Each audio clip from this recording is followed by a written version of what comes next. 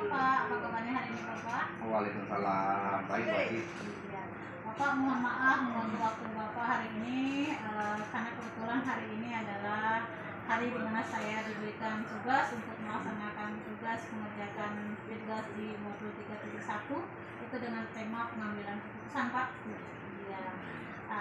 Kebetulan Pak hari ini kita akan ada beberapa pertanyaan yang akan saya tanyakan ke Bapak. Anda mohon izin, kalau boleh tahu Pak, Bapak menjadi kepala sekolah itu udah berapa tahun Pak? Terima kasih, Wati. Saya menjadi kepala sekolah sudah hampir 12 tahun. Sudah masuk tahun ke-12. Memang pertama saya jadi kepala sekolah di SMK Negeri 2 Kempas. Di sana lamanya lebih kurang ya.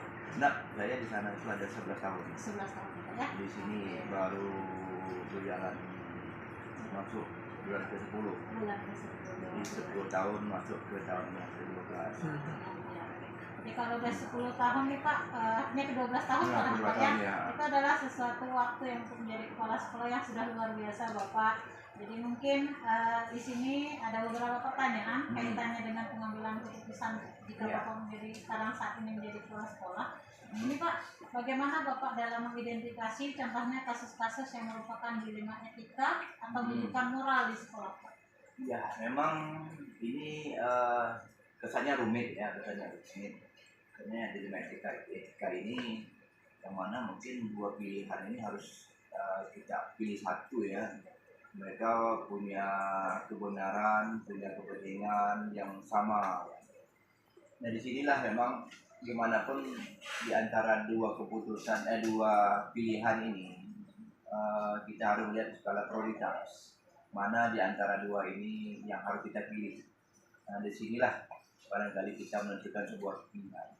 Saya selama ini dalam mengambil sebuah keputusan, kadang-kadang mungkin yang sesuai yang membuat disampaikan tadi, yang membuat ditanyakan ini, kita harus punya suatu keyakinan. Yakin kita juga berdoa lah bagaimana mengenai kebutuhan yang kita ambil ini tepat, bisa memberikan manfaat pada banyak orang. Walaupun nanti kalau kita ambil keputusan ini mungkin negara ini dilema etika ya, mungkin ada yang merugikan juga ya, tapi bagaimanapun kita harus yakin apa yang kita putuskan itulah pilihan yang terbaik pada saat kita mengambil keputusan itu. Mungkin itu kata kuncinya buat dia adalah sebuah keyakinan dalam mengambil sebuah keputusan, apalagi pada saat kita mengambil keputusan yang dilema etika tadi. Iya, harus tahu juga bagaimana cara keyakinan kita dalam hal melakukan suatu keputusan, kemudian juga prioritas tadi Bapak sudah sebutkan prioritas mana yang perlu dilakukan. Kemudian selama ini Pak, bagaimana Bapak menjalankan keputusan di sekolah yang Bapak pimpin, terutama adalah untuk kasus-kasus di mana keputusan itu adalah sama-sama benar, sama-sama mengandung nilai kebajikan. Jadi dua-duanya misalnya pilihannya ada dua Pak, tapi dua-duanya benar. Jadi seperti apa Bapak biasanya menjalankan keputusan? Iya, kalau yang namanya sebuah keputusan ya, sebuah keputusan itu harus kita jalankan, ya kan? Kalau yang pertama tadi ada sebuah pilihan. Nah, setelah kita menentukan sebuah pilihan, kita ambil sebuah pilihan tadi yang kita yakin. Tentu selanjutnya memang kita laksanakan apa yang telah kita pilih tadi berdasarkan sebuah keyakinan. Ya ini memang kita juga harus punya komitmen lah ya. Kalau memang sudah keputusan yang kita pilih, kita ambil, yakin tadi dasarnya, ya kita jalankan. Pak, hal-hal apa aja Pak yang biasanya menjadi tantangan ketika Bapak mengambil keputusan tadi, seperti kasus tadi kan? Jadi tantangan apa yang terberat bagi Bapak ketika mengambil keputusan? Ya, tantangan salah satunya tadi ada dua pilihan, ya kan? Itu kan tantangan, ya kan? Itu salah satu ya tantangan. Ada tantangan ya, itu tadi lah kan yang buat disampaikan tadi, yang tanyakan tadi masih berkaitan kan? Ya, masih berkaitan. Itu tantangan sebenarnya, tantangan. Ini benar, ini cari benar juga kan? Itulah memang tantangannya.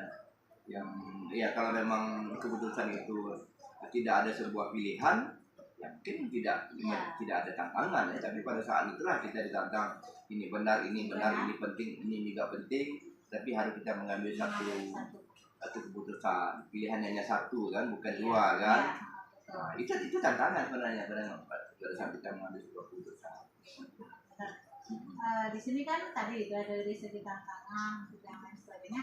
Apakah Bapak punya waktu khusus atau jadwal tertentu untuk menangani atau menyelesaikan dilema etika, ataukah Bapak langsung menyelesaikannya atau seperti apa Pak? Ya, keputusan ini diambil kalau saya lah ini biasanya memang lihat sejauh mana urgennya. Oh, iya.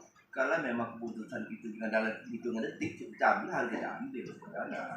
Tapi kalau memang keputusan ini tidak dalam waktu yang singkat, mungkin kita masih bisa berpikir, masih bisa melihat datanya, kita masih bisa melihat kasus-kasus sebelumnya itu juga merupakan satu pembanding pada saat kita ingin mengambil sebuah keputusan. Namun tidak semua keputusan yang kita ambil itu ada terang waktu, dalam hitungan detik kita mungkin harus mengambil juga. Nah, jauh mana urgennya? Kalau memang dia sifatnya urgen, detik itu pun harus kita ambil keputusan.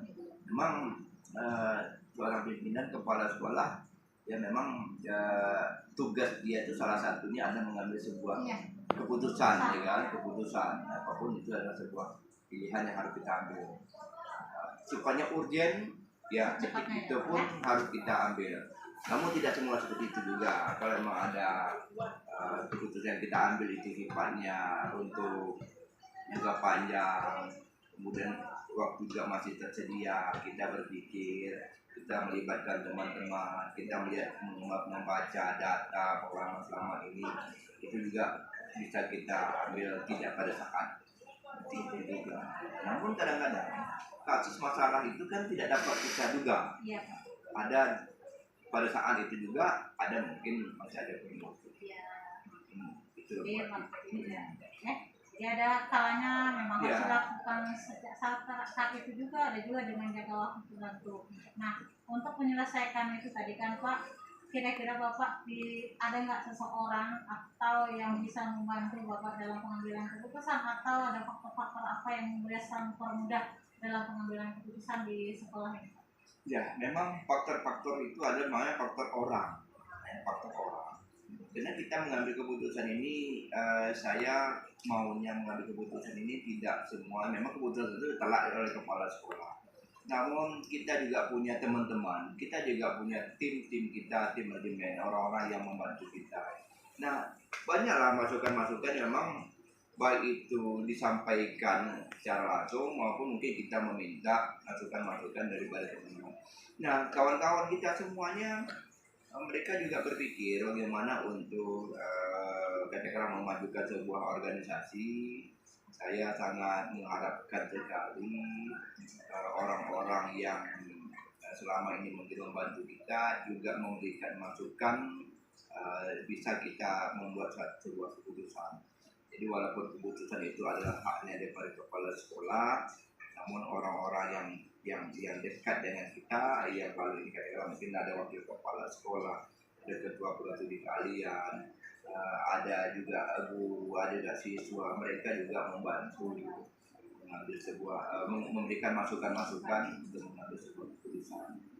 Rupanya karena memang di sekolah ini ada beberapa wakil ya Pak, kebetulan ada wakil ketua sekolah, ada ketua program kalian, dan orang-orang yang menurut Bapak perlu kita ada masukan dalam hal pengambilan, meskipun pengambilan keputusan tetap dari Bapak. Ya, dari semua hal yang sudah saya Bapak ceritakan, Bapak sampaikan Pak, apalagi sudah 12 tahun ini, pembelajaran apa yang paling Bapak bisa ambil atau dapat Bapak petik dari pengalaman Bapak menjadi seorang kepala sekolah dalam pengambilan keputusan Pak? Ya, memang pengambilan keputusan ini ada pengalaman sebenarnya. Saya pada awal-awalnya menjadi kepala sekolah untuk mengambil keputusan ini kan gampang rasanya kan. Mengapa? Karena kita belum punya pengalaman. Jadi pengalaman ini memang mendewasakan kita untuk mengambil sebuah keputusan. Jadi pengalaman apa saja yang buat menyampaikan, yang paling penting itu adalah sebuah pengalaman. Jadi semakin jauh mungkin kita kurun waktunya yang kita lalui menjadi seorang kepala sekolah, mungkin banyak yang telah kita jumpai, banyak yang telah kita dengar, ya banyak yang pernah kita lihat. Nah itulah semuanya mendewasakan kita untuk mengambil sebuah keputusan, ya kan? Banyak yang pernah kita rasakan, ya disitulah poinnya untuk kita mengambil sebuah keputusan. Contoh saja buat ini, mungkin kita bersama latar belakang kita menjadi seorang guru. Kita berasal dari guru honor. Pada saat kita mengambil sebuah keputusan untuk teman-teman kita guru honor, ya kita pernah merasakan. Iya. Ya, kita pernah merasakan, oh ini nggak pernah honor loh, gimana yang kita rasakan.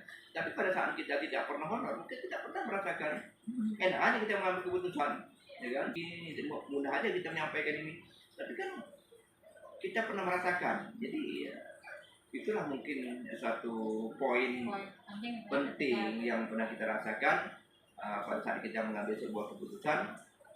Kita tidak hanya bisa menyampaikan cara kita, tapi kita pernah mengalami.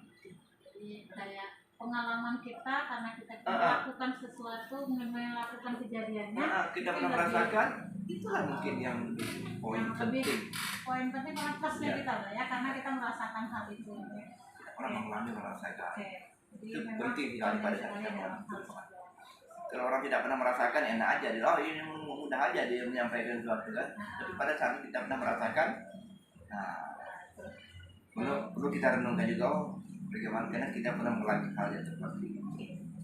Baik Pak, jadi pada dasarnya dari simpulan kita, dari wawancara yang kita lakukan, saya sangat berterima kasih. Jadi pengalaman Bapak yang luar biasa untuk menyampaikan kepada saya bagaimana seorang pemimpin yang bisa mengambil keputusan di mana menghadapi dilema etika dan rujukan moral. Saya yakin dengan 12 tahun ini Bapak sudah luar biasa untuk pengambilan keputusan, dan semoga Bapak bisa menjadi pemimpin kedepannya yang lebih dari saat ini. Dan terima kasih atas waktunya Pak. Terima kasih Pak. Apa kabarnya Bapak? Alhamdulillah sehat. Waalaikumsalam. Ya, Pak. Terima kasih Bapak sudah memberikan kesempatan kepada saya. Hari ini saya akan mewawancari Bapak terkait dengan bagaimana Bapak sebagai kepala sekolah kebetulan SMK 2 ya Pak ya? SMK 2 dalam pengambilan keputusan di mana materinya adalah tentang dilema etika dan rujukan moral. Ya Pak, mohon izin boleh saya tahu Bapak menjadi kepala sekolah sudah berapa tahun ya Pak? Terima kasih. Selamat dulu Ibu Ati sudah berproses dalam CGP ya. Dan ini dapat diselesaikan dengan baik dan ini amat banyak manfaatnya bagi pengembangan kompetensi guru khususnya Ibu Ati. Ya, kalau saya sendiri sudah jadi kepala sekolah sudah lebih dari 17 tahun. Luar biasa. Jadi sekitar 17 tahun 4 bulan di dua sekolah yaitu SMK Negeri 19 dan SMK Negeri 29. Oke, ya. Untuk ke SMK 2 berarti sudah 10 bulan. 10 bulan, alhamdulillah. Ya, Bapak. Jadi untuk kali ini saya akan ada beberapa pertanyaan yang akan saya ajukan terhadap dengan kebijakan Bapak. Mungkin yang pertama Pak, Bapak sebagai seorang kepala sekolah dengan kasus-kasus seperti dilema etika ini, bagaimana cara Bapak mengidentifikasi kasus-kasus yang ada Pak? Ya, memang tugas kepala sekolah sebagai decision maker gitu ya, orang yang mengambil keputusan. Memang beratnya di situ, karena kita selalu masalah itu bermuara ke kita. Jadi banyak kita lihat kasus-kasus yang harus kita putuskan, di mana dalam memutuskan kasus itu ada dilema memang ya harus kita hadapi. Jadi dilema etika itu berkenaan dengan benturan antara kepentingan dengan aturan yang harus kita tegakkan.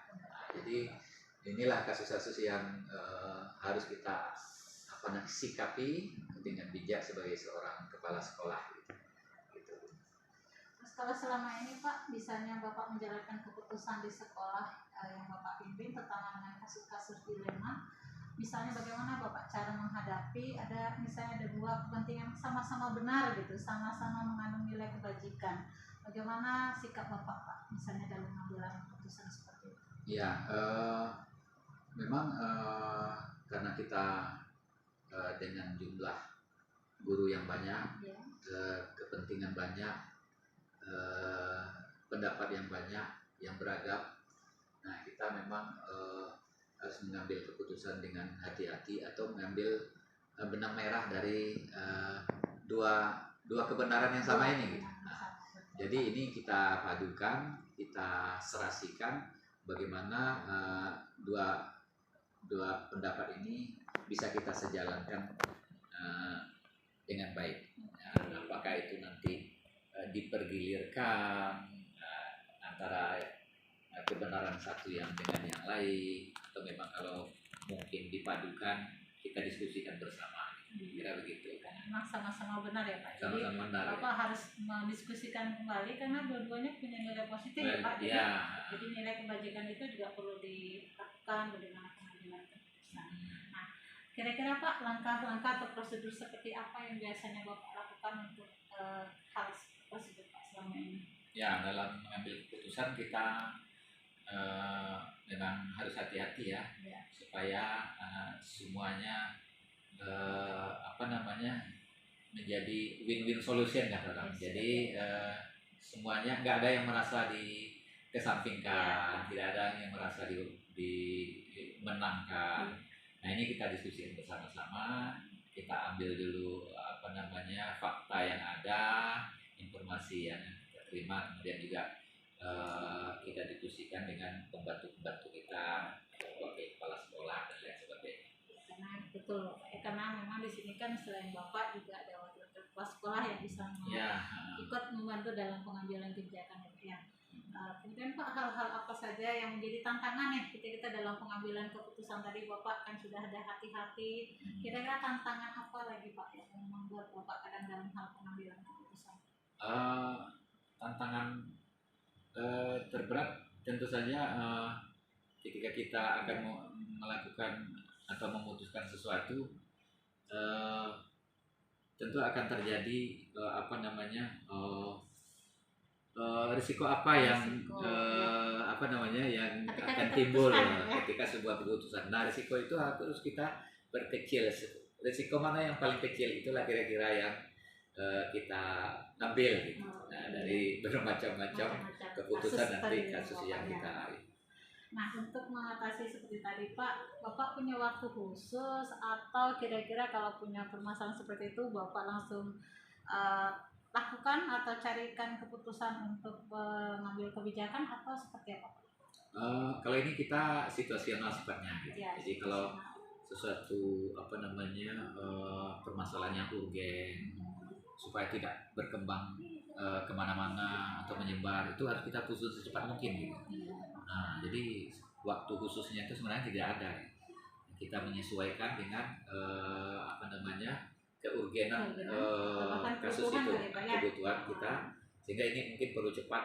Nah, atau ada yang bisa diskusikan dulu, ditunda dan lain sebagainya. Nah, untuk mengambil keputusan seperti tadi Pak, adakah seseorang atau faktor-faktor apa saja yang permudah dalam membantu Bapak dalam pengambilan keputusan Pak? Memang kita dalam mengambil keputusan memang yang pertama tentu data-data harus lengkap, dan kita di sini kan sudah ada bidang masing-masing, ada bidang kesiswaan, BK dan lain sebagainya. Sistem mungkin dari data-data itulah yang nanti kita pedomani dalam mengambil keputusan ini. Nah, jadi itu data-data pendukung seperti itu. Kemudian kita diskusikan dengan staf-staf kita apa langkah terbaik yang kita putuskan. Dari semua hal yang telah Bapak sampaikan tadi Pak, sangat baik sekali, sangat positif buat saya ini. Kira-kira pembelajaran apa yang bisa diambil dari pengalaman Bapak dalam hal pengambilan keputusan menjadi kepala sekolah selama ini Pak? Ya, memang guru, siswa, kita semua di sini selalu tidak lepas dari suatu permasalahan. Pasti. Jadi permasalahan ini pasti akan timbul. Nah, makanya apa namanya, mungkin perlu kebijakan dan kearifan kita dalam mengambil keputusan ini.